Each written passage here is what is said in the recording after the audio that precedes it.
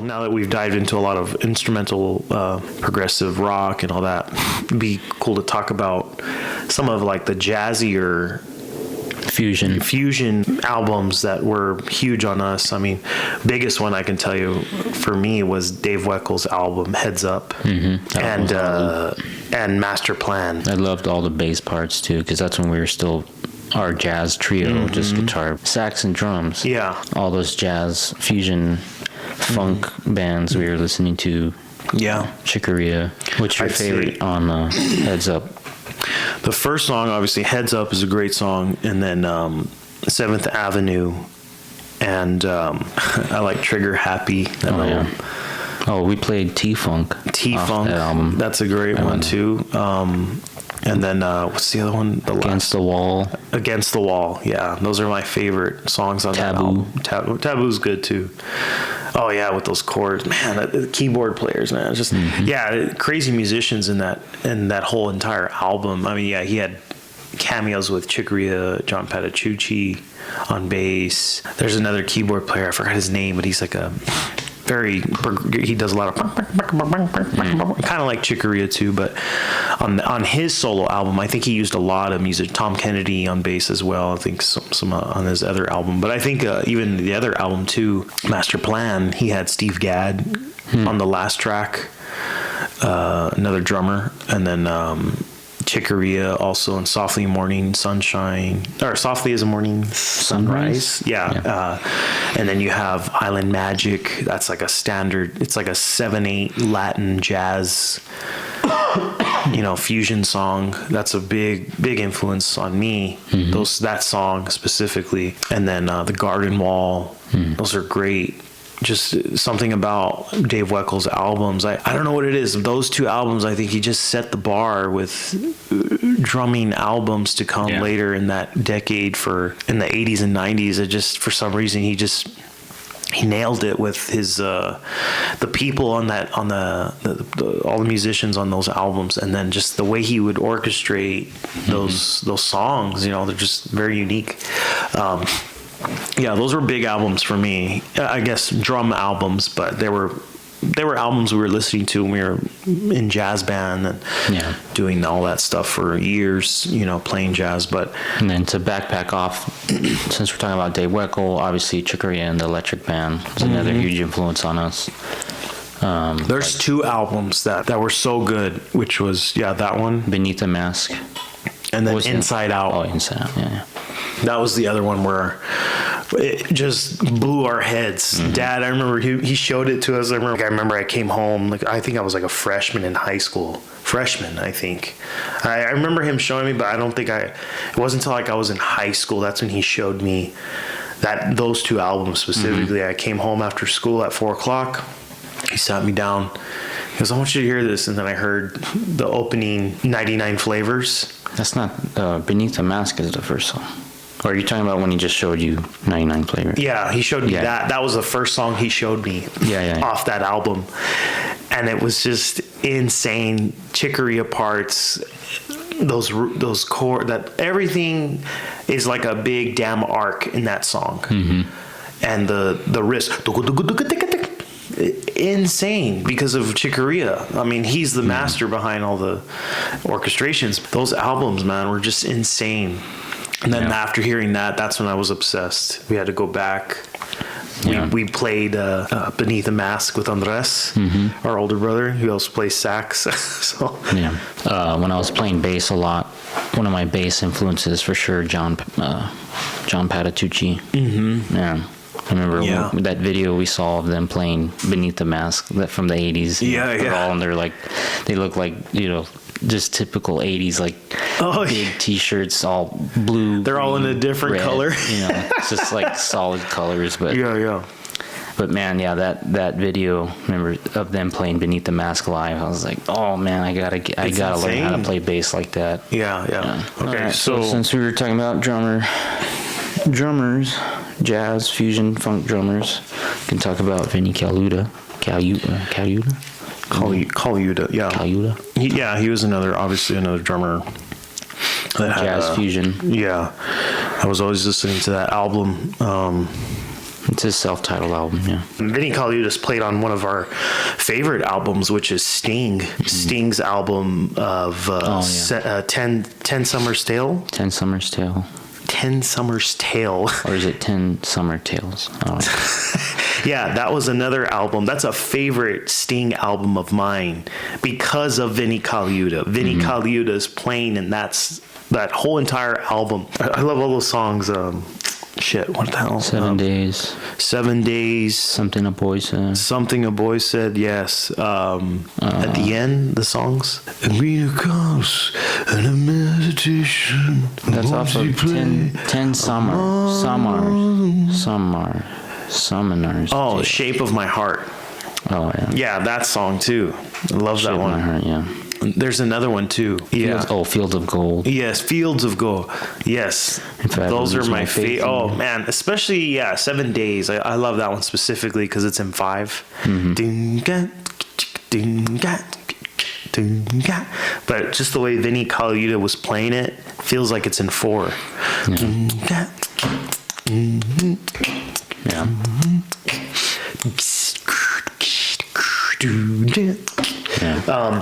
That album, as far as because of Vinnie Colaiuta's playing in that one, and then all the musicians as well. Yeah, I love all those songs. They're always on repeat for me. And obviously, his solo album, it doesn't get any better. Bruce Lee, right? Yeah, Bruce Lee. And then that first song, Tweaked. Just the way he solos, again, it's from a drummer's standpoint, it's just insane.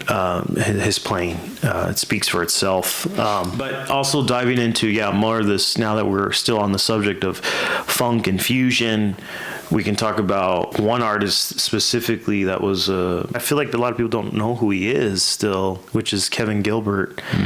And hearing the band that he was in, one album was his first album, or one of his other albums in the 80s, it was Toy Matinee. Toy Matinee, how do you say it? Matinee. Toy Matinee, yeah. And that whole album, oh my God, the engineering, whoever the hell made that whole entire album is freaking insane. 1990. Okay, 1990. Okay, it was right before almost. Kevin Gilbert's lyrics, the way he sings, and when you hear it with the subs, that first song, what is it, Last Plane Out? Yeah. Oh my God, man! Yeah, just the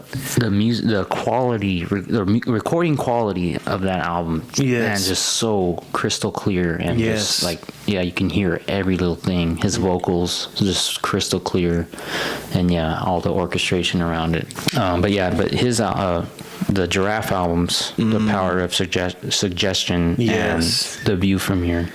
God damn, man, those are good albums. Super underground stuff, but man, again, the quality. It's almost like proggy, It is more like pop, but like it's kind of like it's a combination of everything. I would put him in that category as like Phil Collins and Peter Gabriel, kind of like world. Yeah, they're a world specialty of all traits, basically. Yeah. Really cool, really unique stuff. But I think those Power of Suggestion was a loop for us. For sure, yeah. I mean, the musicians and just, like you said, the crystal clear quality. I just love his voice, too. The world just gets smaller. Mm-hmm. That's one. And then All Fall Down. Oh, yeah. They all fall down. No, that's the one that starts off. Oh, I'm sorry. No, that's Because of You. That's Fall Down. I'll Fall Down. Mic.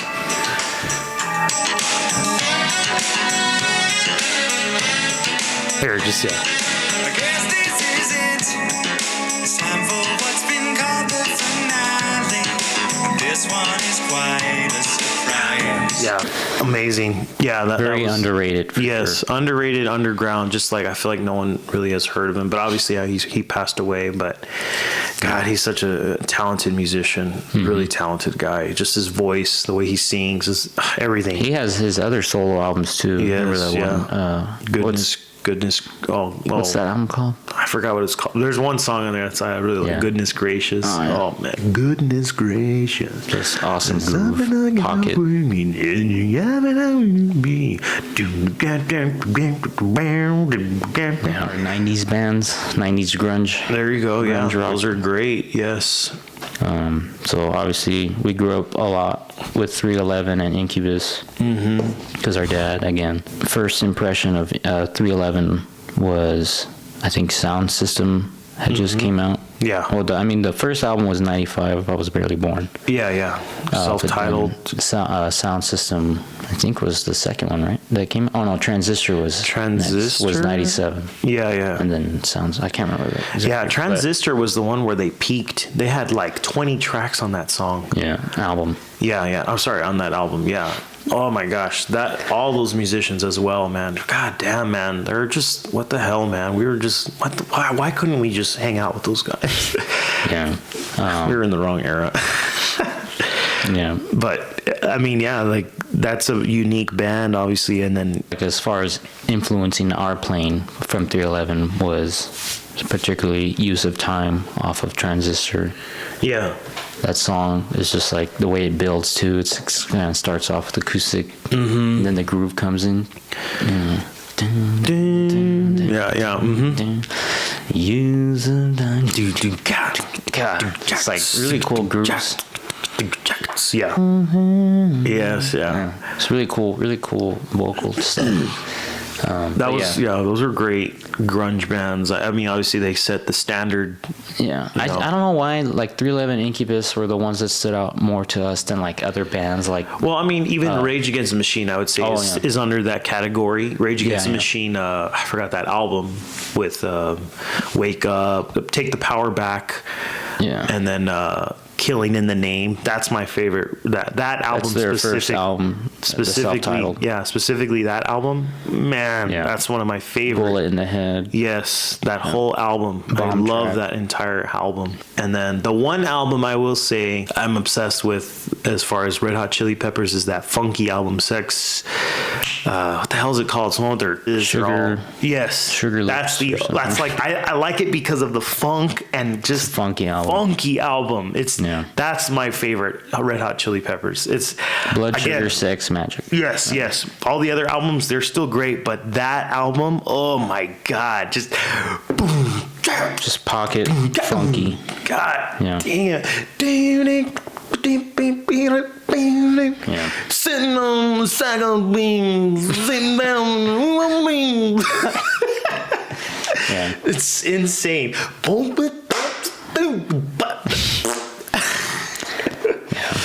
Insane pocket. And then Incubus, I would say another. Obviously the grunge era is Make Yourself album and Morning View album. Those two albums just, I mean, I remember listening to them in middle school, you and I. Yes. And we still had a little tape recorder too. And we would just tape record ourselves singing over the track, just like singing along. I don't know why. I don't know what that means. Yeah, those two albums definitely just really good grooves, Privilege. cool riffs. What is the other one? I love Clean. It's funny because I remember listening to the Make Yourself album, but I don't know why when I was younger I used to always skip Clean, and then I went back and like listened to that. Like we always go back and listen to the albums, but Clean for some reason I kept listening to it more and more, and it became more of my favorites. And Sixth. Oh, yeah. God, and the way Brandon Voigt sings, day, everything was fine, Yeah. until roundabout, gonna lie. Just another- Oh man, Very like unique, different sound. Yes. I would say from all the other like bands that were coming out. When at it that time. comes. And then we were in a band in high school. Oh, that's right. What was it? It was called Until Zero. It We used to was do. me and Adrian and then these two older dudes. It was like 4, right? 4. Yeah, but yeah, we played a lot of like 311 and Incubus stuff. The grunge era. Well, the songs we played were The Warmth. Oh, The Warmth. There you go. That's I love that one. Oh, Drive. Played Drive. Drive, yeah. Yeah. And then Morning View.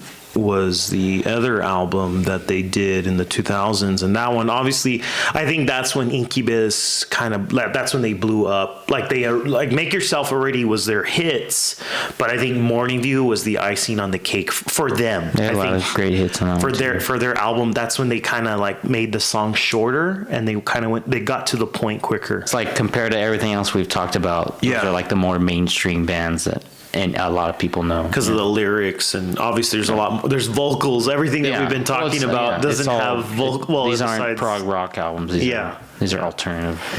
True. Oh, we didn't talk about Steely Dan. That was another one that came out. Two Against Nature.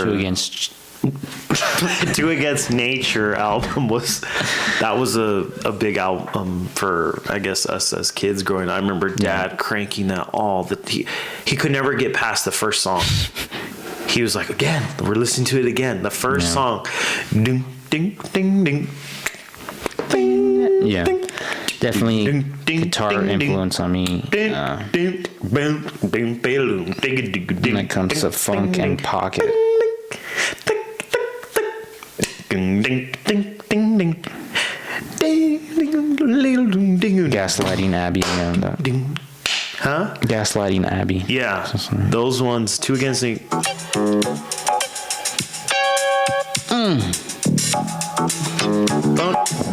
Son of a bitch.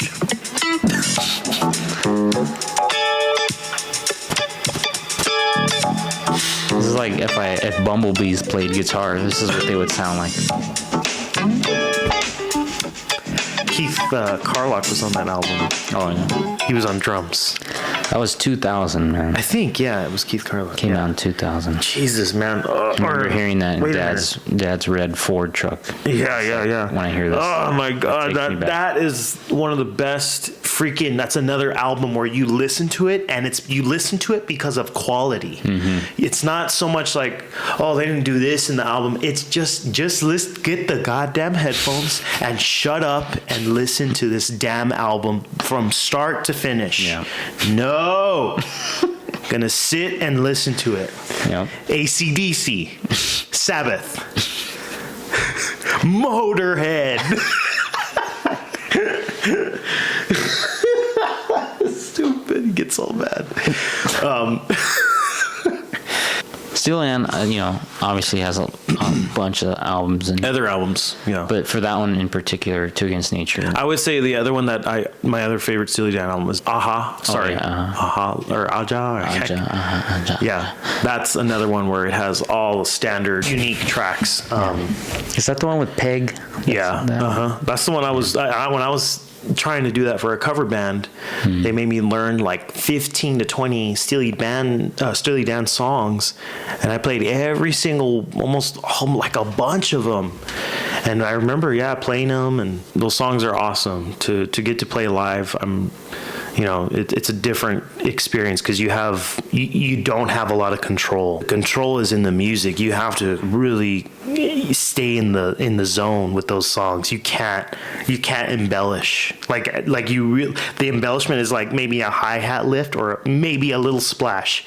You have to honor those grooves. All those standard songs are just, there's so many other drummers that played on Steely Dan records, but kind of like Bernard Purdie, I think, was the one who played on one of those on the album. But Two Against Nature is my favorite Steely Dan album. I would say is. If we're moving back to the progressive metal stuff, band that they've been around for a while now, about 15 years or so. Haken, guys from London. Yeah, this is a band, I think, that once we dove into them and realized all the music they had, and then when we were really into them, when Affinity came out, that album, again, all the songs, all the tracks. That's what, and I think that album is really what really brought them to life too. 1985. Ever since that album came out. Earthrise. Endless Knot. The last track too. Beyond, or was it Beyond Gravity, or Bound by Gravity? Yeah. Yes, that's like another like progressive rock album where it was like images and words. Like every song. The first time we went to go see them in San Antonio, you remember seeing me? I was jumping in the mosh pit with them, and I was singing all the songs because I knew every hit. I don't know how many times at that time when you showed me, you and I were already living separate. Mm-hmm. I was living in my apartment alone, like just kind of like every day coming home and listening to it. That's all I was doing. Yeah. And you're like, Adrian, just listen to this album. And he's like, just listen to it. And I remember listening to it for a whole year before we actually saw them. Or no. It was like 6 months before we actually saw them, because that's when I took the drive to San Antonio to go see them. Yeah.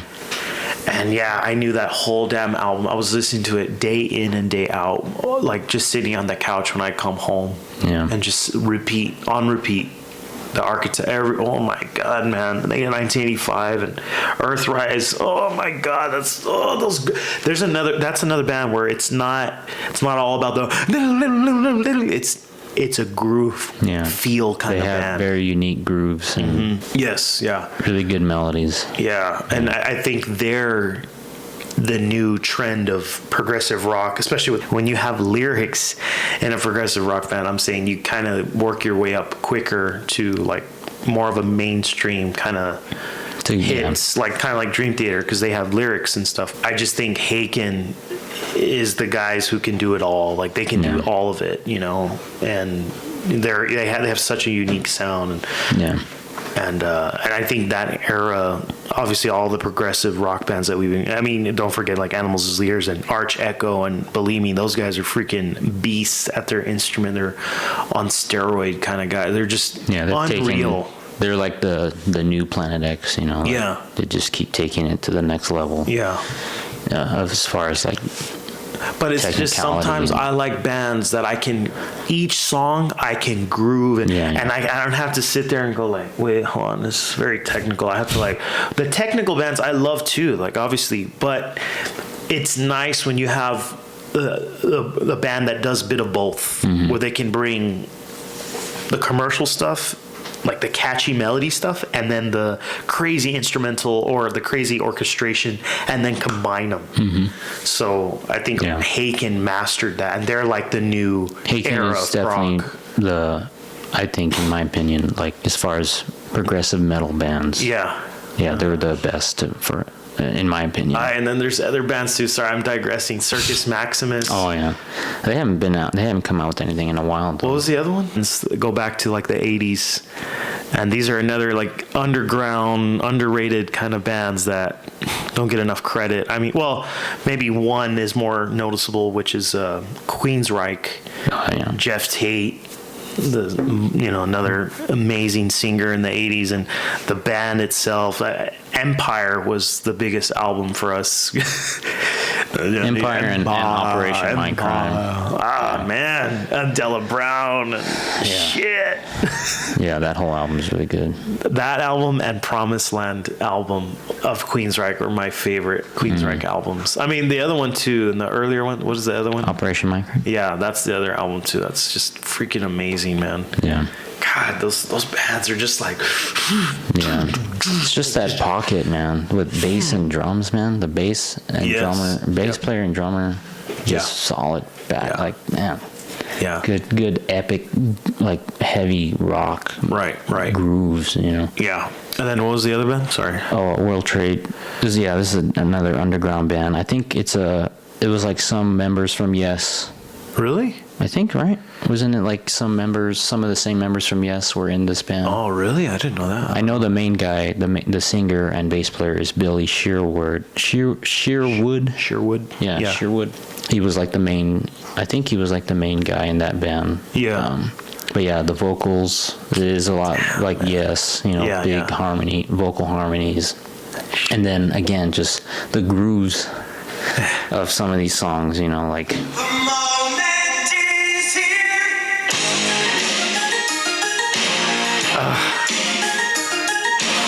Another album that was always on a loop for us growing up. Yeah. My dad was constantly it was like every day we were listening. We went through so many phases with music that for maybe 2.5 years, and then move on to something else. It was never like, oh, I listened to it one time or two. It was like we were listening to that Still album. listening to it. Yeah, we listened to it for almost 2 to like 5 years on end of never like stopping and listening to it. Like we just always listened to an album like for within 2 to 3 years. We never listened to the radio. Ever. No. Like it was, we had, again, like back in the day, you know, with tapes and CDs. Remember, we had a whole, big ass. Well, our dad had those, boxes. like those cases that you could take in your car. You know, just CDs and tapes. Yeah. He had the tape collection, Dad, and then when we started realizing what physical media was back then, it was, we grew up with the CD era too, and we had to go to Barnes and Noble, Best Buy, and we were buying all these damn albums on CD, and we were just adding them to our collection, and we just listened to them in song. I don't know how many times we had to go back and go buy them because we kept losing them, scratching them, taking them out like hamburgers, you know.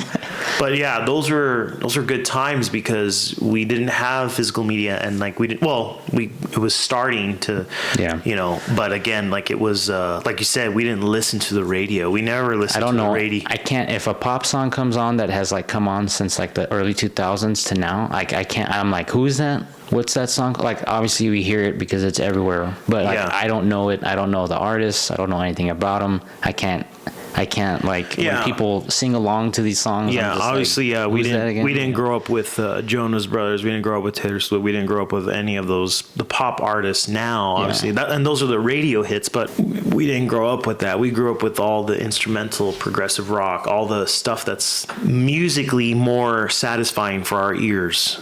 Yeah, you know, for our conscience. You know, so we can think about it later, and we can always go back to music that was just, when did good music stop? It's, you know what I mean? I think this music is timeless, you know, or it's like these pop songs, these pop bands that come out, it's like their song lasts for like a year, and then they're like, oh, this is old now. Because it's less than 2 minutes. That's the idea. If you can make a pop song in less than 2 minutes, you got a hit. So I think... But they go out quick, though. That's the thing. It's like... Yeah.